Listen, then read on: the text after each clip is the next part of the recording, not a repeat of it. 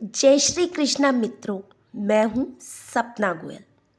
सपना गोयल मोटिवेशन में आपका दिल से स्वागत है। इस चैनल पर आपको रोचक, रोमांचक और शिक्षाप्रद कहानियाँ देखने को मिलती हैं।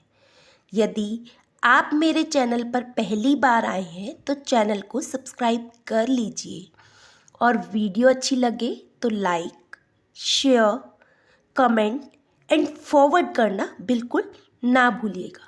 चलिए चलते हैं आज की कहानी की ओर। रूपनगर राज्य के एक छोटे से गांव के बाजार में चहल पहल अपनी चरम सीमा पर लगी थी।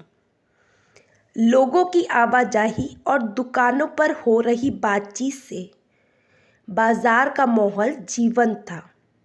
उसी बाजार में एक बड़ी ही भव्य दुकान के अंदर एक प्रतिष्ठित जमींदार गहरी सोच में डूबा हुआ था। दुकान के केंद्र में एक अद्भुत मूर्ति रखी हुई थी जिसे देखकर हर कोई स्तब्ध रह जाता था। मूर्ति ऐसी लग रही थी जैसे उसमें जीवन बस आने ही वाला है।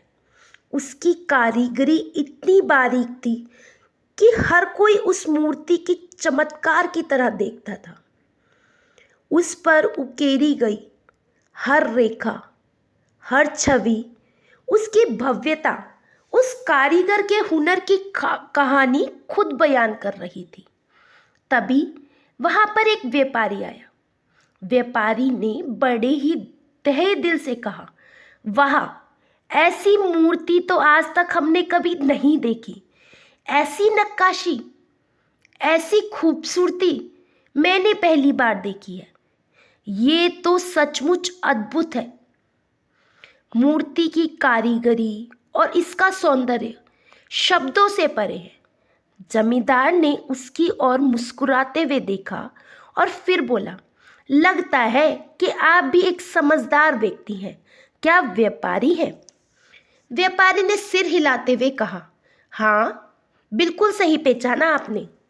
मैं एक व्यापारी ही हूँ और विभिन्न राज्यों में व्यापार के सिलसिले में अक्सर इस गांव में आता हूँ, लेकिन ऐसी अनोखी मूर्ति मैंने कहीं नहीं देखी। लेकिन ऐसी अनोखी मूर्ति तो मैंने पहली बार देखी है। क्या ये बिक्री के लिए है? जमींदार ने मुस्कुराते हुए कहा, देखो भाई, ऐसी सुंदरता का कोई मोल नहीं होता है, परंतु तुम्हें ये मूर्ति अगर पसंद है तो मैं ये तुम्हें 25 स्वर्ण मुद्राओं में दे सकता हूँ। व्यापारी ने मूर्ति को ध्यान से देखा और अपनी प्रशंसा को शब्दों में पिरोते हुए बोला, शानदार। जिसने भी इसे बनाया है उसकी कारीगरी को जितना सराहा जाए उतना कम है। ये मूर्ति तो कला का एक जीता जागता उदाहरण है। वैसे ये किसने बनाई है? जमींदार ने कहा, ये मूर्ति मैंने खुद बनाई है। व्यापारी ये सुनकर चौंक गया और आश्चर्य से बोला, आप? लेकिन आप तो गांव के जमींदार हैं और एक जमींदार से ऐसी कारीगरी की उम्मीद करना सचमुच आश्चर्यजनक है। जमींदार ने गर्व से जवाब दिया, हाँ, मैं जमींदार हूँ, परंतु मूर्तियाँ बनाना मेरा शौक है। मैं इसे व्यवसाय के लिए नहीं बल्कि अपनी आत्मा की संतुष्टि के लिए करता हूँ। इस मूर्ति में मेरी मेहनत और मेरे जुनून का अंश है। व्यापारी ने जमींदार के शब्दों को सुना और उसकी कला की प्रशंसा में सिर हिलाया। फिर मुस्कुराते हुए अपनी थैली से 25 स्वर्ण मुद्रा निकाली और जमींदार के हाथों में रख दी और कहने लगा, आपकी कला और इस मूर्ति की कीमत के सामने ये स्वर्ण मुद्राएं कुछ भी नहीं है। आप सचमुच एक अद्भुत कलाकार हैं। जमींदार ने वे मूर्ति व्यापारी को थमा दी। मूर्ति लेकर व्यापारी चला गया, लेकिन उसके मन में जमींदार के हुनर की बड़ी ही प्रसन्नता थी। दिन ढलते ढलते वे अपने घर पहुंच गया। इधर जमींदार भी दुकान बंद करके बाहर निकला और अपने तेज कदमों के साथ वे एक गांव के छोटे से घर की ओर बढ़ गया। ये घर था सोहन का, जो अपनी अद्भुत कारीगरी और मूर्तियां बनाने के जुनून के लिए जाना जाता था। दरवाजा हल्का सा खुला था और अंदर से धीमी आवाजें आ रही थी। जमींदार ने दरवाजा खटखटाया और अंदर दाखिल हुआ। सोहन, जो अपनी नई मूर्ति को निहारते हुए उसमें कुछ सुधार कर रहा था, जमींदार को देखकर खुशी से उठ खड़ा हुआ और कहने लगा, आइए जमींदार साहब, मैं कब से आपकी राह देख रहा था। जमींदार ने अपने कुर्ते की जेब से एक थैली निकाली और सोहन के हाथों में 5 स्वर्ण मुद्राएं रख दी और कहने लगे, लो भाई सोहन, तुम्हारी मूर्ति बाजार में 10 स्वर्ण मुद्राओं में बिकी है। बड़ी ही मुश्किल से कोई खरीदार मिला, कोई खरीदार मिल ही नहीं रहा था। ये पकड़ो तुम्हारी 5 स्वर्ण मुद्राएं और 5 स्वर्ण मुद्राएं मेरी, देख लो, है ना बराबर का हिस्सा।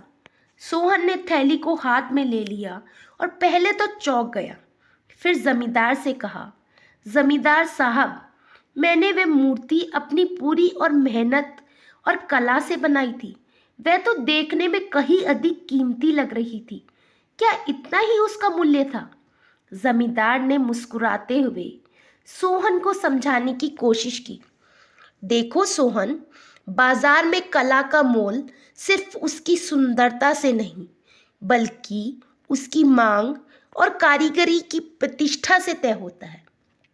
अगर तुम चाहते हो कि तुम्हारी मूर्ति ज़्यादा कीमत में बिके, तो तुम्हें अपनी कला में और भी निखार लाना होगा। ऐसी मूर्ति बनानी होगी जिसे देखते ही लोग मंत्रमुग्ध हो जाए, ऐसी मूर्ति जो उनके दिलों को छू ले। सोहन ने धीरे से कहा, लेकिन जमींदार साहब, मैंने तो पहले ही अपनी पूरी कोशिश की थी। मेरी मूर्ति में भी जान थी। जमींदार ने थोड़ा गंभीर होते हुए कहा, मैं तुम्हारी मेहनत और कला को कम नहीं आंक रहा हूँ सोहन। बाजार में हर चीज़ की कीमत मांग और आकर्षण से होती है। मैं तुम्हें एक सलाह देता हूँ, किसी दिन खुद बाजार में जाओ और अपनी मूर्तियाँ बेचने की कोशिश करो। तब तुम्हें अंदाज़ा होगा कि लोग तुम्हारी कला की कितनी कीमत देते हैं। सोहन की आंखों में निराशा झलक रही थी। जमींदार ने उसे सांत्वना देते हुए कहा, अगर तुम सच में चाहती हो कि तुम्हारी मूर्तियाँ महंगी बिके, तो अगली बार ऐसी मूर्ति बनाओ जो इतनी आकर्षक हो कि लोग उसे देखकर अपनी नज़रें हटा ही नहीं पाए। वह मूर्ति केवल कला ना हो, बल्कि एक अनुभव हो, तभी तुम्हारी कला की सच्ची कीमत मिल पाएगी। इतना कहकर जमींदार दरवाजे की तरफ मुड़ चला और कहते गया, इतना समझ लो कि ये मूर्ति बिक गई, यही बड़ी बात है। अगली बार ज़्यादा मेहनत करो। जमींदार के जाने के बाद सोहन कुछ देर तक गहरी सोच में डूबा रहा। वह जानता था कि जमींदार की बातें कड़वी थी, परंतु सच थी। उसकी आंखों में एक नई चमक उभरने लगी। उसने खुद से वादा किया कि अगली बार वह ऐसी मूर्ति बनाएगा जो केवल बाजार में ही नहीं, बल्कि लोगों के दिल में अपनी जगह बना लेगी। उस रात उसने अपनी कला को नई ऊंचाइयों पर ले जाने का सपना देखा। सोहन एक साधारण और भोला भाला युवक था। वह मिट्टी से मूर्तियां बनाने में निपुण था। वह अपने काम को पूजा की तरह मानता था, लेकिन उसकी सरलता और भोलेपन उसके लिए एक बड़ी चुनौती थे, क्योंकि गांव का जमींदार उसकी मेहनत और कला का फायदा उठाकर उसे मूर्ख बना रहा था। सोहन को इस बात का एहसास तक नहीं था।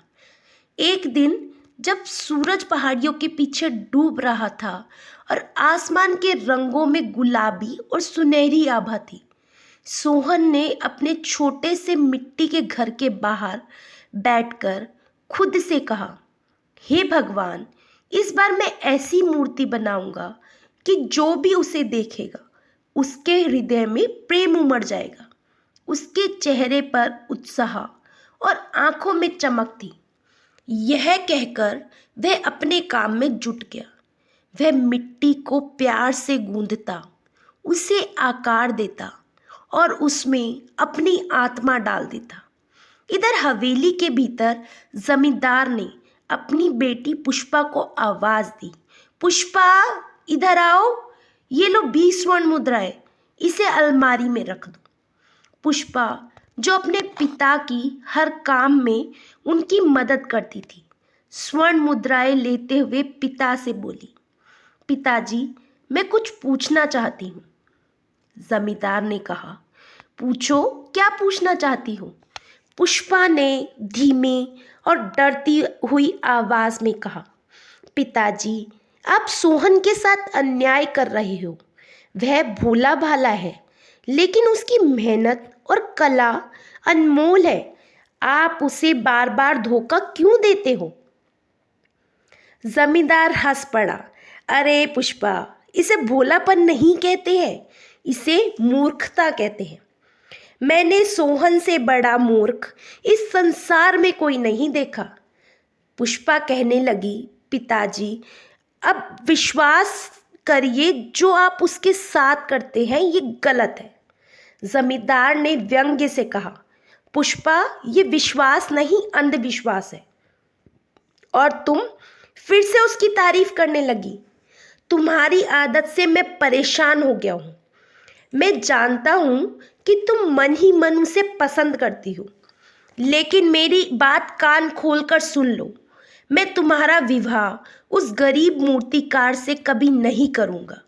इतना कहकर जमींदार वहाँ से चला गया। पुष्पा चुपचाप खड़ी रही। उसकी आंखों में आंसू थे, लेकिन उन आंसुओं के पीछे सोहन के लिए एक गहरी सहानुभूति और अपने पिता के खिलाफ असहमति थी। वे सोचने लगी कि क्या सच्चे प्रेम और कला का मूल्य धन और रुतबे से बड़ा नहीं। उधर सोहन रात के सन्नाटे में भी अपनी मूर्ति बनाने में लगा रहा। अगली सुबह सूरज की जैसे ही किरणें निकली, वह मूर्ति बनाने बाहर बैठ गया। वह मूर्ति गढ़ने में व्यस्त था। उसके हाथों में तेजी थी, जैसे उसकी आत्मा और हर भावना उस मूर्ति में ढल रही हो।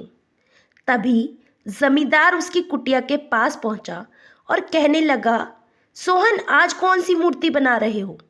सोहन ने बड़े ही भोलेपन से कहा, जमींदार साहब, कल आपकी बात मेरे दिल और दिमाग में बैठ गई है, इसीलिए मैं आज एक ऐसी मूर्ति बना रहा हूँ जैसी दुनिया में पहले कभी नहीं देखी गई होगी। जमींदार ने हंसते हुए कहा, अरे वह तो सब ठीक है, लेकिन आज मेरे लिए कौन सी मूर्ति तैयार है? मैं तो तुम्हारी भलाई के लिए ही आया हूँ। देखो, तुम्हारी बनाई हुई मूर्तियाँ बेचकर ही तो तुम्हें कुछ कमाई हो जाती है। अब मुझे ही देखो, भगवान का दिया हुआ सब कुछ है मेरे पास। इतना धन है कि अगर मैं सारी जिंदगी भी कुछ ना करूं तो भी मेरा जीवन आराम से कट जाएगा। लेकिन तुम्हें तो अपने भविष्य का सोचना चाहिए। तब सोहन ने कहा, जमींदार साहब, आप मेरी इतनी परवाह करते हैं, यही मेरे लिए बहुत है। उसने पास रखी एक सुंदर सी मूर्ति उठाई और जमींदार की ओर बढ़ा दी। यह लीजिए और जाइए, इसे बाजार में बेच दीजिए। जमींदार ने मूर्ति को हाथ में ले लिया और कहा, शाबाश, यही तो चाहिए था। वह मूर्ति लेकर कुटिया से बाहर निकल गया। जंगल के रास्ते पर चलते हुए जमींदार अपने आप बड़बड़ा रहा था, सोहन जैसा मूर्ख मैंने कभी नहीं देखा। ये मेहनत करता रहता है और मैं इसकी कला से धन कमा लेता हूँ। खैर, आज बाजार तक जल्दी पहुँचना होगा, इसीलिए जंगल के रास्ते से ही चलता हूँ। जमींदार मूर्ति को ध्यान से देख रहा था। उसने सोचा, इस बार सोहन ने वाकई ही बड़ी ही सुंदर मूर्ति बनाई है, इसे बेचकर अच्छा मुनाफा होगा। लेकिन यह मूर्ख हर बार नई मूर्ति बनाकर मुझे दे देता है। इससे पता भी नहीं चलता कि मैं इसके साथ क्या क्या कर रहा हूँ। जंगल की गहराइयों में चलते हुए जमींदार के मन में कई विचार उठ रहे थे। तभी अचानक घोड़ों की टापों की आवाज सुनाई दी। जमींदार के कानों तक वह आवाज आई। उसने पलट कर देखा तो एक तेज तर्रार घुड़सवार उसकी ओर आ रहा था। जैसे ही घुड़सवार पास आया, उसने घोड़े की लगाम खींच ली और रुक गया। जमींदार ने गौर से देखा, वह कोई साधारण व्यक्ति नहीं था, बल्कि राशि ठाट बाट वाला कोई व्यक्ति लग रहा था। जमींदार ने थोड़ा घबराते हुए उस घुड़सवार से पूछा। घुड़सवार ने गर्व से कहा, मैं रूपनगर राज्य के राजा उदयभान का पुत्र राजकुमार अभिनंदन हूँ। अभिनंदन ने तुरंत सिर झुकाकर अभिवादन किया। जमींदार बोला, राजकुमार, ये तो मेरा सौभाग्य है कि आपने इस जंगल के रास्ते से गुजरते हुए मुझे देखा। कहिए, मैं आपकी क्या सेवा कर सकता हूँ। राजकुमार की नज़र जमींदार के हाथों में पड़ी उस मूर्ति पर पड़ गई। उसकी सुंदरता ने उसे मोह लिया। राजकुमार बोला, ये मूर्ति बड़ी ही अद्भुत है, क्या इसे तुमने बनाया है। जमींदार ने मुस्कुराते हुए जवाब दिया, हाँ राजकुमार, ये मूर्ति मैंने ही बनाई है। अगर ये आपको पसंद आई हो तो मैं इसे आपको दे सकता हूँ। राजकुमार बोला, तो मैं सही स्थान पर आया हूँ। जमींदार ने हैरानी से पूछा, मैं आपकी बात का मतलब समझा नहीं। राजकुमार ने कहा, कल मैंने अपने राज्य में एक व्यापारी के पास ऐसी ही एक सुंदर मूर्ति देखी थी। जब मैंने उस व्यापारी से पूछा तो उसने बताया कि वह मूर्ति इसी गांव से लाई गई थी। मेरी इच्छा है कि मैं एक अद्वितीय मूर्ति बनवाऊंगा राजकुमारी की, जिसे मैं अपने पिता महाराज उदयभान को भेंट कर सकूं। क्या तुम ऐसी मूर्ति बना सकते हो। जमींदार, जो अपनी चतुराई और स्वार्थ के लिए विख्यात था, उसने तुरंत कहा, हाँ राजकुमार, ये तो मेरे लिए बड़ी ही गर्व की बात है। मैं ऐसी मूर्ति बनाने के लिए तैयार हूँ। राजकुमार ने गंभीरता से कहा, ठीक है, मैं तुम्हें 9 दिनों का समय देता हूँ। 10वें दिन मैं स्वयं अपने सैनिकों के साथ यहाँ आकर वह मूर्ति स्वयं ले जाऊंगा। जमींदार ने कहा, ठीक है राजकुमार, 10वें दिन आप मेरी हवेली पर पधारिए। मैं आपकी इच्छा के अनुसार सबसे सुंदर मूर्ति तैयार रखूंगा। राजकुमार ने मुस्कुराते हुए सिर हिलाया और आगे बढ़ गया। जमींदार उसे जाते हुए देखकर मन ही मन सोचने लगा, सोहन को कहानियां सुनाकर मूर्ख बनाना तो मेरे लिए साधारण सी बात है। अब राजकुमार के लिए ये मूर्ति बनवाने का काम उसी से करवाऊंगा, और अगर सब कुछ सही रहा तो ये मेरे लिए बड़ा ही अवसर साबित हो सकता है। जमींदार की आंखों में लालच आ गया था। अगली सुबह जब वह अपने घर से बाहर निकला, इधर सोहन मिट्टी को आकार देने में जुटा हुआ था। तभी जमींदार उसके घर पहुंचा। उसके चेहरे पर रोज की तरह बनावटी मुस्कान थी, उसकी आंखों में लालच था। उसने सोहन से कहा, अरे सोहन, मेरे पास एक व्यापारी आया था। वह एक बेहद सुंदर राजकुमारी की मूर्ति बनवाना चाहता है। मैंने सोचा, इस काम के लिए तुमसे बेहतर और कौन हो सकता है। सोहन ने भी खुश होते हुए कहा, अरे वाह जमींदार साहब, तब तो समझ लीजिए कि आपका काम हो गया। जमींदार ने हैरानी जताते हुए पूछा, मतलब सोहन, तुम कहना क्या चाहते हो। सोहन भी मुस्कुराते हुए बोला, मतलब ये है कि मैं पहले से ही सुंदर एक राजकुमारी की मूर्ति बना रहा हूँ। ये सुनकर जमींदार की आंखों में खुशी चमक गई। अरे वाह, ये बड़ी ही अद्भुत बात है। बताओ, ये मूर्ति कब तक तैयार हो जाएगी। सोहन ने आत्मविश्वास से कहा, जमींदार साहब, 9 दिनों के भीतर ये मूर्ति पूरी हो जाएगी। मैं इसे आपके हवाले कर दूंगा। जमींदार प्रसन्न होकर बोला, बहुत बढ़िया सोहन, लेकिन सुनो, 9वें दिन मुझे ये मूर्ति तैयार चाहिए, और इस बार इस मूर्ति को बेचकर मैं तुम्हें एक शानदार कीमत दूंगा। अगर तुमने मूर्ति अच्छी बनाई तो तुम्हें एक बहुत बड़ी रकम मिलेगी। सोहन ने सिर झुकाया और हामी भर दी और जमींदार चालाकी से मुस्कुराते हुए चला गया। उस दिन से सोहन ने अपने दिन रात एक कर दिए और मूर्ति बनाने लग गया। 8वें दिन जब सूरज शाम को ढलने पर था, कुटिया में हल्की सी रोशनी थी। सोहन अपनी मूर्ति को बनाकर निहार रहा था।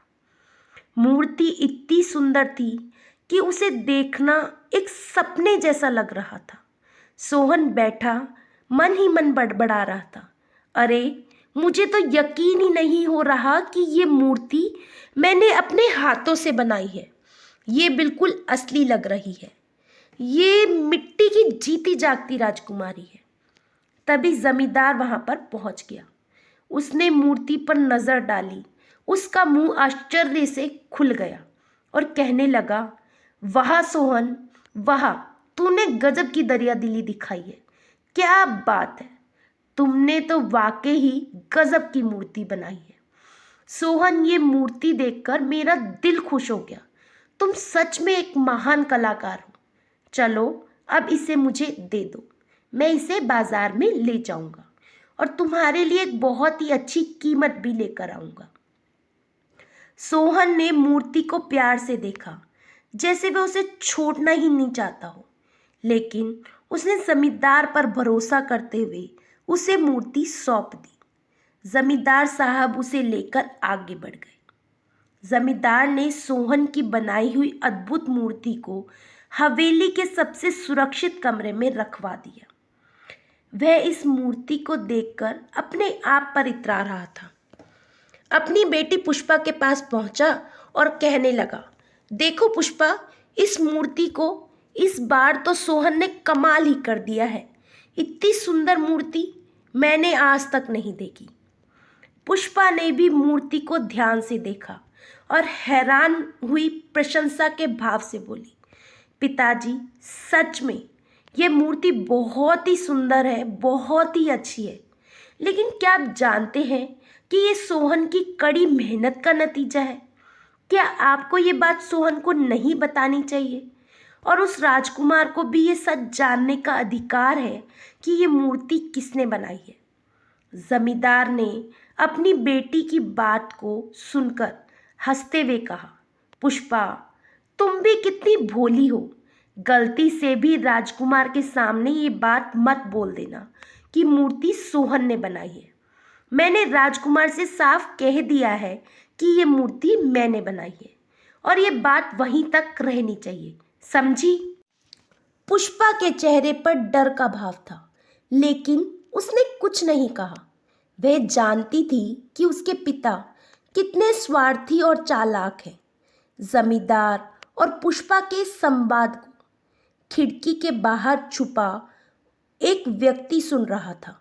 उसका नाम बल्लू था, गांव का एक बदनाम और लालची आदमी जो हर समय अवसर की तलाश में रहता था।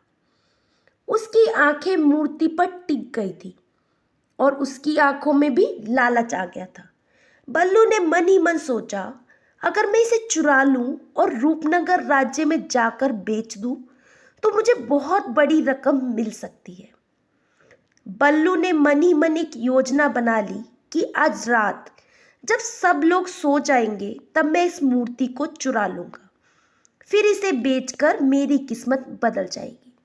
जब रात हुई, हवेली में सन्नाटा छा गया तो बल्लू दबे पांव हवेली के पीछे के रास्ते से घुसा और अंधेरा पाकर वह मूर्ति के पास पहुंचा। उसने दरवाजे को धीरे से खोला और मूर्ति को उठाकर वहां से भाग निकला। लालच के मारे वे भागते हुए जंगल के एक तालाब के किनारे जाकर रुक गया और कहने लगा, रात यहीं गुजार लेता हूँ। सुबह होते ही इस मूर्ति को लेकर रूपनगर राज्य चला जाऊंगा। वहां इसे बेचकर जो रकम मिलेगी उससे मेरी जिंदगी बदल जाएगी। बल्लू ने वह मूर्ति तालाब के पास एक चट्टान पर रख दी और एक पेड़ के नीचे बैठ गया। तालाब के किनारे का माहौल बड़ा ही सुंदर था। वह मूर्ति को देखते देखते सोच रहा था। इतने में उसे नींद आ गई और वह सो गया। इधर सुबह हुई तो हवेली में कोहराम मच गया। जमींदार की आंखें खुलते ही उसने कमरे का दरवाजा खोला और देखा कि मूर्ति गायब है। उसके चेहरे पर चिंता और गुस्से का तूफान साफ झलक रहा था। उसने जोर से आवाज लगाई, पुष्पा, पुष्पा, कहाँ हो? पुष्पा दौड़ते हुए आई और हैरानी से पूछा, क्या हुआ पिताजी, आप इतने परेशान क्यों हैं? जमींदार ने चिल्लाते हुए कहा, वह मूर्ति गायब है। मैं जानता हूं इसे और कोई नहीं, उसी नालायक सोहन ने चुराया होगा। उसे जरूर यह भनक लग गई होगी कि राजकुमार आज इस मूर्ति को लेने आने वाले हैं। वह मूर्ख समझ रहा होगा कि वह इस मूर्ति को चुराकर हमें बेवकूफ बना सकता है।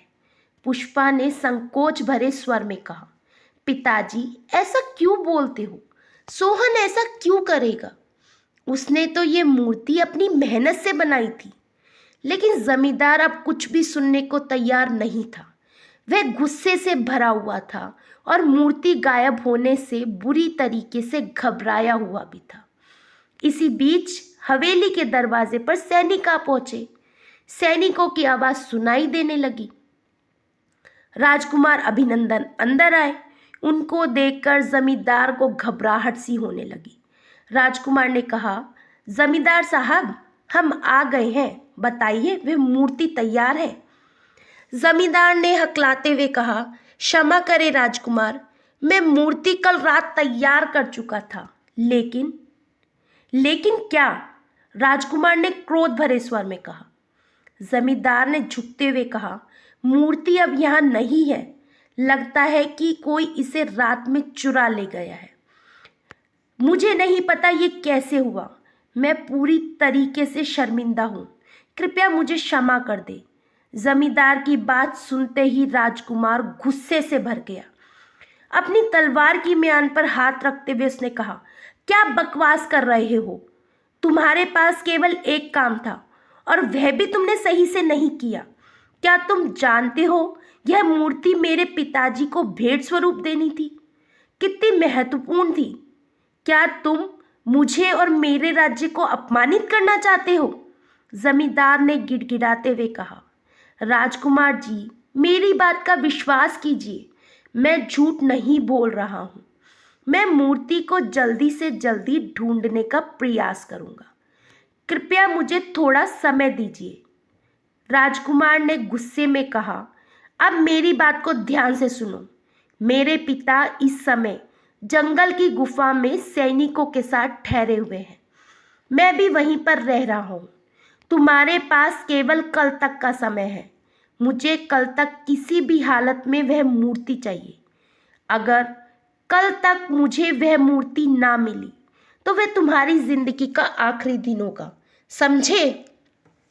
राजकुमार के इन शब्दों से जमींदार के चेहरे का रंग उड़ गया। उसने कांपते हुए सिर हिलाया। राजकुमार ने सैनिकों को इशारा किया और वहां से चला गया।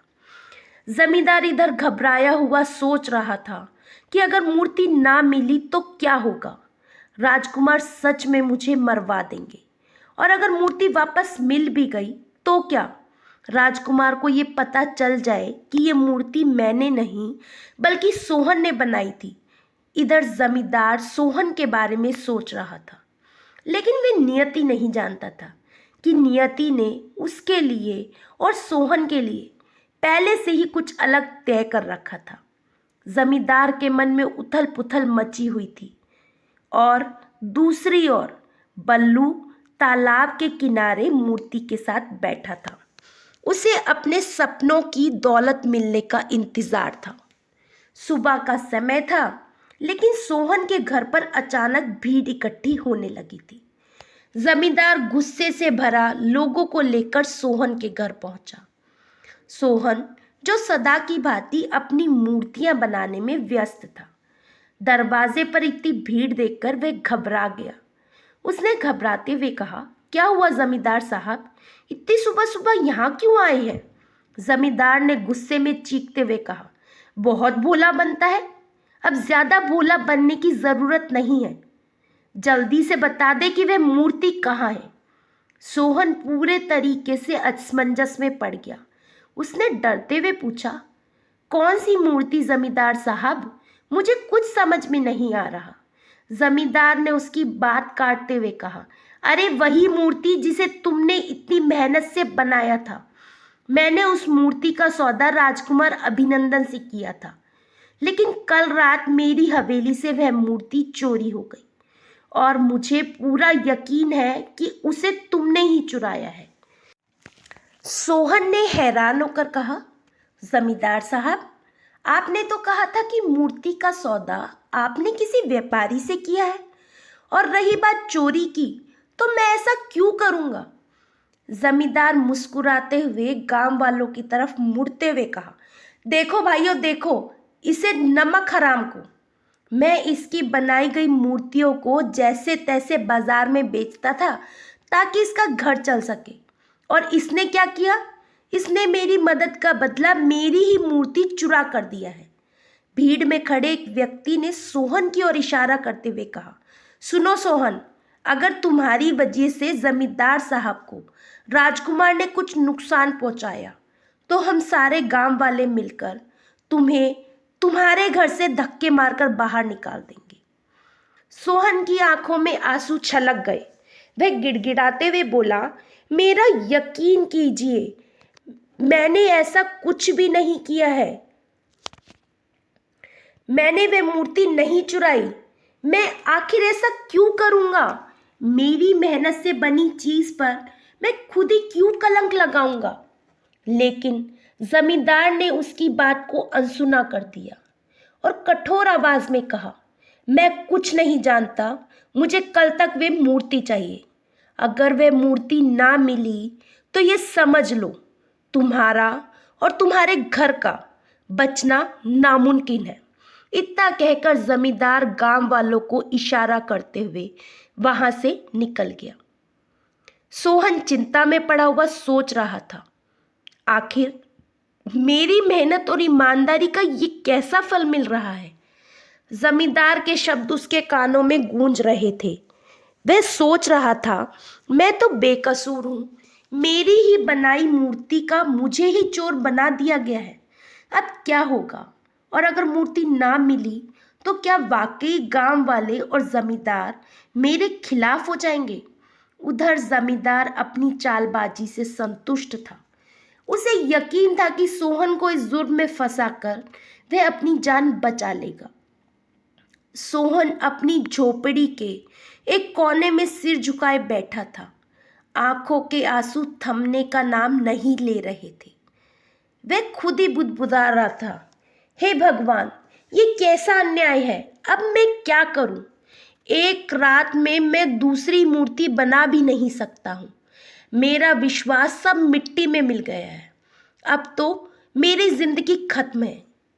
तभी हल्की सी आहट हुई और उसके दरवाजे पर पुष्पा खड़ी थी। पुष्पा अंदर धीरे से आई और कहने लगी, सोहन, तुम्हारी इस हालत का जिम्मेदार मेरे पिता है। मेरे पिता ने तुम्हें धोखा दिया है। वे तुम्हारी बनाई गई मूर्तियों को बाजार में सोने के दामों पर बेचते रहे और बदले में तुम्हें कुछ गिने चुने पैसे पकड़ा देते थे। उन्होंने तुम्हारी मेहनत का हमेशा ही फायदा उठाया है। सोहन ने पूछा, लेकिन इस सब का मेरी बनाई मूर्ति और राजकुमार से क्या संबंध है? पुष्पा ने जवाब दिया, कुछ दिन पहले तुम्हारी बनाई एक मूर्ति रूपनगर के राजकुमार अभिनंदन को बहुत ही पसंद आई, लेकिन मेरे पिता ने उसे झूठ बता दिया कि वे मूर्ति उन्होंने खुद स्वयं अपने हाथों से बनाई है। उसी राजकुमार ने उन्हें एक सुंदर राजकुमारी की मूर्ति बनाने का आदेश दिया था। सोहन ये सुनकर बड़ा ही हैरान हुआ। तो क्या वे राजकुमार समझते हैं कि मूर्ति तुम्हारे पिता बनाते हैं? पुष्पा ने सिर हाँ में हिलाते हुए कहा, हाँ, और तुमने जो मेहनत से राजकुमारी की मूर्ति बनाई थी वे मेरे पिता ने राजकुमार को देने के लिए रखी थी, लेकिन कल रात मैंने देखा कि गांव का बल्लू चुपके से हमारी हवेली में घुसा और उस मूर्ति को चुरा लेके जंगल की ओर भाग गया। ये सुनकर सोहन हैरान हुआ और गुस्से से भर उठा। तुम्हारे पिता ने कुछ नहीं किया? पुष्पा ने कहा, नहीं, मैंने जानबूझकर अपने पिता को ये बात नहीं बताई थी, क्योंकि मुझे डर था कि वे फिर से तुम पर ही इल्ज़ाम लगा देंगे। लेकिन मुझे ये अंदाज़ा नहीं था कि वे वास्तव में तुम्हारे ऊपर चोरी का आरोप मढ़ देंगे। और अब राजकुमार इतने नाराज़ हैं कि उन्होंने मेरे पिता को जान से मारने की धमकी दे डाली है। सोहन का दिल गुस्से और दुख से भर गया। पुष्पा, अब क्या किया जा सकता है? मुझे तो कुछ समझ में नहीं आ रहा। पुष्पा ने कहा, अभी भी समय है, उठो। बल्लू शायद अभी तक रूपनगर राज्य नहीं पहुंचा होगा। तुम जंगल में जाओ और उसे पकड़ने की कोशिश करो। यदि तुमने उसे समय रहते नहीं रोका तो सब कुछ खत्म हो जाएगा। सोहन बोला, तुम सही कह रही हो पुष्पा, मैं अभी जंगल के लिए निकलता हूँ। सोहन बिना समय गवाए जंगल की ओर दौड़ पड़ा। उसके कदम तेज थे और दिल में केवल एक ही भावना थी, सच की जीत और अपने आत्मसम्मान की रक्षा। उधर जंगल में घने रास्तों पर बल्लू बड़ी ही तेजी से इधर उधर देख रहा था। उसकी नजरें बार बार पीछे मुड़कर देख रही थी, मानो किसी के पीछा करने का डर उसे सता रहा हो। वह मूर्ति कसकर हाथों में पकड़े हुए था और किसी तरह रूपनगर राज्य पहुंचना चाहता था। चलते चलते बल्लू एक गुफा के पास पहुंचा। गुफा के पास सैनिकों का एक दल तैनात था, जिसका नेतृत्व एक बुढ़ा लेकिन बड़ी ही तेज निगाह वाला सैनिक कर रहा था। बल्लू जैसे ही उसकी नजरों में आया, उस सैनिक की आंखें मूर्ति पर ठहर गई। वह खड़ा हो गया। इतनी सुंदर मूर्ति थी कि वह समझ गया कि यह कोई साधारण वस्तु तो हो ही नहीं सकती। उसने तुरंत अपने बगल में खड़े सैनिकों को इशारा किया, जाओ और उस आदमी को पकड़कर मेरे पास ले आओ।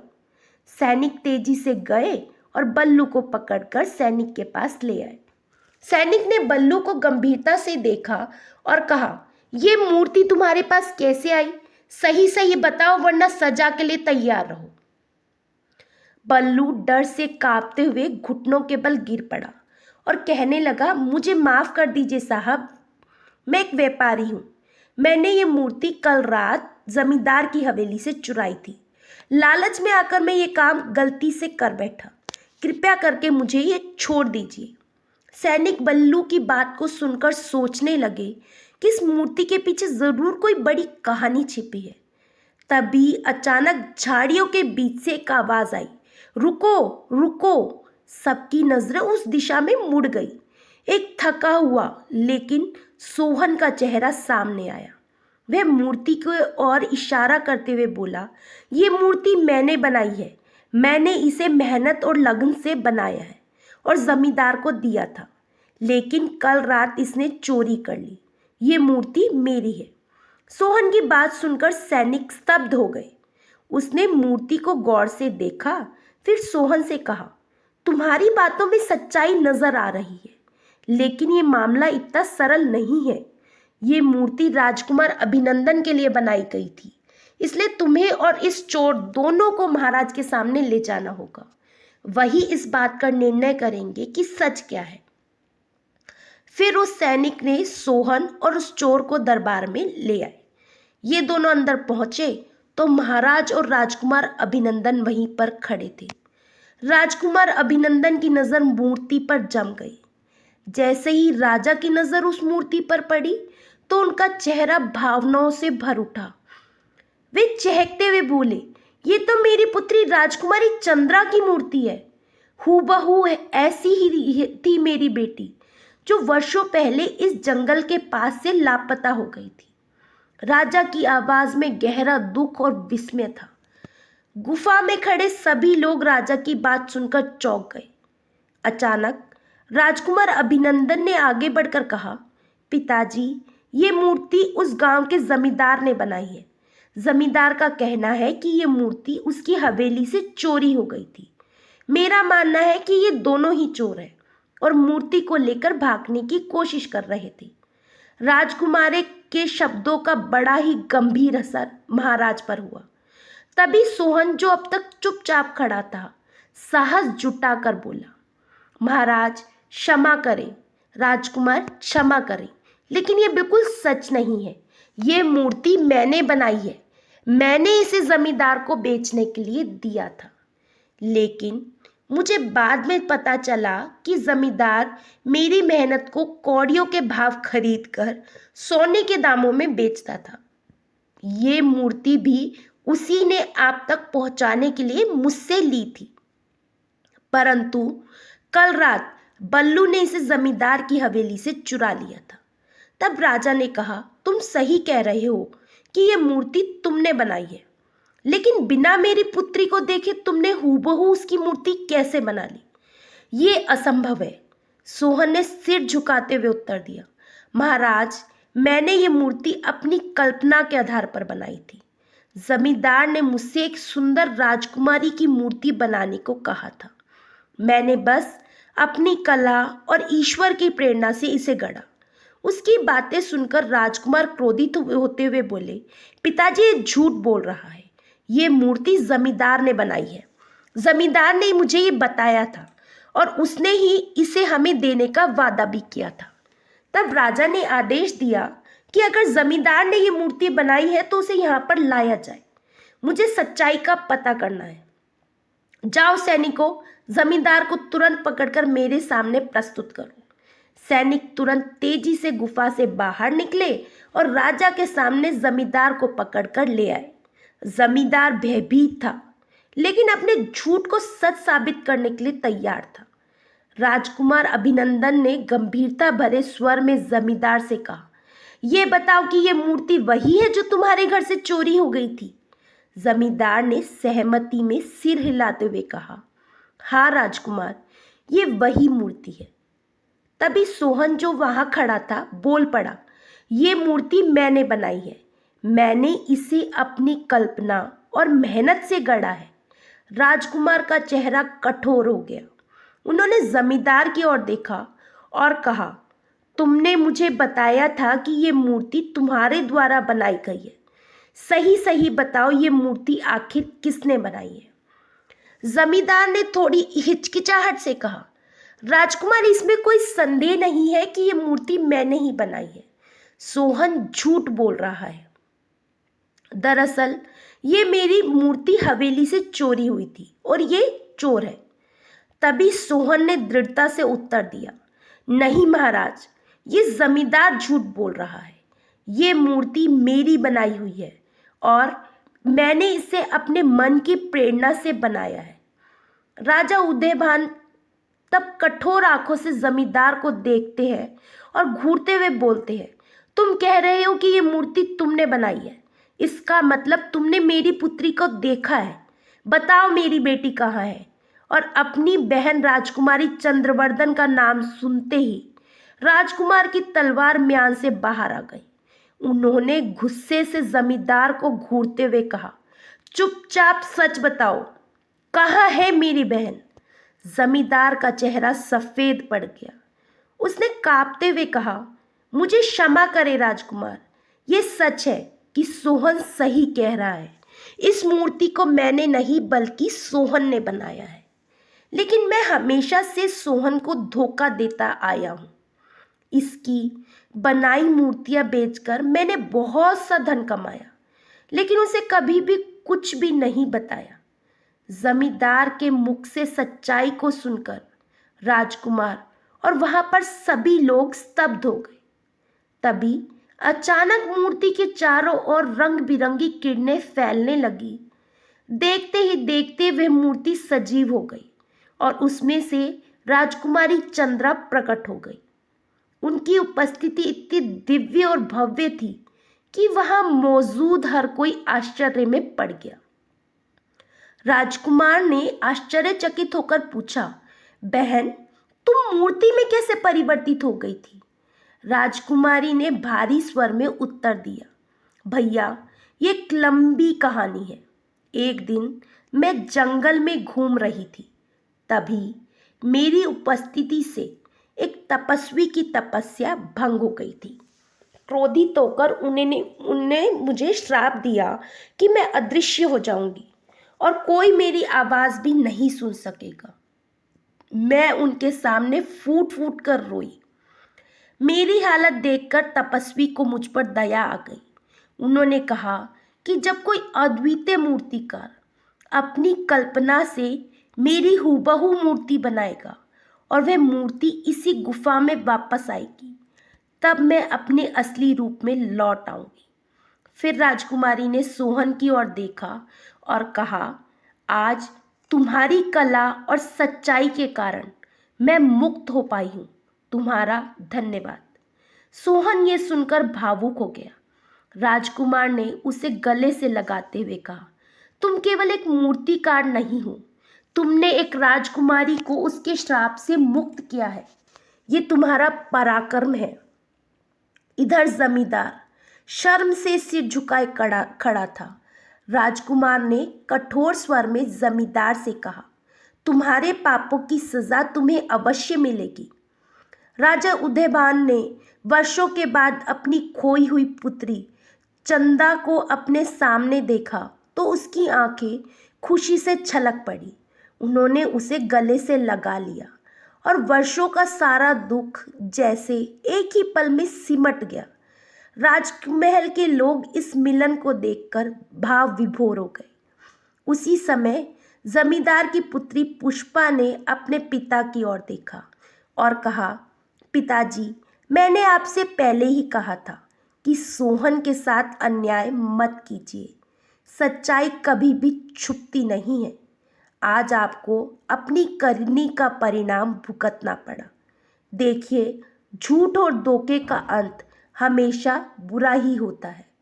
जमींदार शर्म से सिर झुकाए खड़ा था। तभी सोहन ने राजकुमार अभिनंदन से कहा, राजकुमार, मेरी आपसे प्रार्थना है कि आप जमींदार को क्षमा कर दें। अगर आप इन्हें बंदी बनाकर कारागार में डाल देंगे तो इनकी बेटी पुष्पा क्या करेगी? उसका क्या होगा? इन्होंने मुझे लूटा और मुझे धोखा दिया, पर मैं इनकी बेटी का भविष्य खराब होते हुए नहीं देख सकता। राजकुमार ने जमींदार से कहा, जिसे तुमने बरसों तक लूटा वही आज तुम्हारी जान बचाने की विनती कर रहा है। तुम्हारी हर साजिश, हर धोखे के बावजूद सोहन का हृदय इतना विशाल है कि वे तुम्हें माफ करना चाहता है। लेकिन याद रखो, ये तुम्हारे लिए मेरी आखिरी चेतावनी है। अब अगर तुमने किसी के साथ अन्याय किया तो मुझसे बुरा कोई नहीं होगा। राजा उदयभान ने इस बात पर सहमति जताई और कहा, सोहन, तुम्हारी उदारता और सच्चाई के लिए मैं तुम्हें सम्मानित करना चाहता हूँ। तुमने मेरी बेटी को उसके श्राप से मुक्त किया है और आज तुमने अपनी दया से हमें और भी बड़ा संदेश दिया है। राजा ने तुरंत सोहन को ढेर सारी स्वर्ण मुद्राएं भेंट की और कहा, ये तुम्हारे अद्वितीय कौशल और सच्चे हृदय के लिए एक छोटा सा उपहार है। इस घटना के बाद सोहन अपनी कला के लिए बहुत ही प्रसिद्ध हो गया और उसे वह सम्मान मिला जिसका वह हकदार था। इसी बीच जमींदार की बेटी पुष्पा ने अपने पिता से कहा, पिताजी, अब समय आ गया है कि आप अपने पापों का प्रायश्चित करें और अपनी गलतियों को सुधारें। जमींदार ने पुष्पा से कहा, तुम ठीक कहती हो बेटी, मुझे अपनी गलतियों का एहसास हो गया है। मैं वचन देता हूँ कि अब से मैं एक सच्चा और न्यायप्रिय जीवन व्यतीत करूँगा। कुछ ही समय के बाद जमींदार ने अपनी पुत्री पुष्पा का विवाह सोहन के साथ कर दिया। उस दिन से पूरे गांव में खुशियां मनाई गई। विवाह के बाद सोहन जमींदार की हवेली में ही रहने लगा। अब वह केवल एक महान मूर्तिकार ही नहीं, बल्कि जमींदार के परिवार का हिस्सा भी बन गया था। जमींदार भी बुरे कर्मों को छोड़कर अपनी बेटी और दामाद के साथ सुखपूर्वक अपने घर लौट आया और सुखपूर्वक जीवन बिताने लगा। आशा करती हूँ दोस्तों, आपको ये कहानी अच्छी लगी होगी। कहानी अच्छी लगे तो चैनल को सब्सक्राइब कर लीजिए और like share, comment and forward करना बिल्कुल ना भूलिएगा। फिर मिलेंगे दोस्तों एक नई कहानी और एक नए विचार के साथ। तब तक हंसते रहिए, मुस्कुराते रहिए, स्वास्थ्य का ध्यान रखिएगा। जय श्री कृष्णा।